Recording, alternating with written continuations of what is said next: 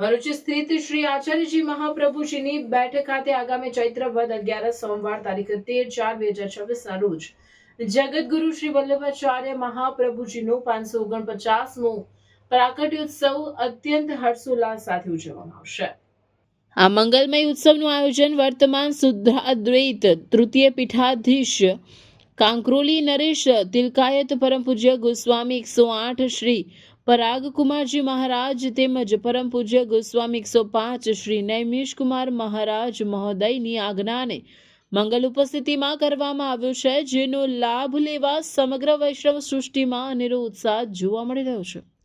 ઉત્સવના દિવસે દર્શનનો ક્રમ વિશેષ રીતે નિર્ધારિત કરવામાં આવ્યો છે, જે મુજબ સવારે 7 થી 7:30 કલાકે મંગળા દર્શન થશે। ત્યારબાદ શૃંગારમાં સવારે 9:30 થી 10 કલાક દરમિયાન પ્રભુ પારણામાં વિરાજશે અને સવારે 11:30 થી 12 કલાકે રાજભોગના ભવ્ય દર્શન યોજાશે। બપોર બાદ સાંજે 4:30 કલાકે ઉત્થાપન સમયે શ્રી મહાપ્રભુજીનું કેસર સ્નાન, તિલક વિધિ તેમજ પત્રિકા વાંચન જેવા ધાર્મિક મનોરથો સંપન્ન કરવામાં આવશે।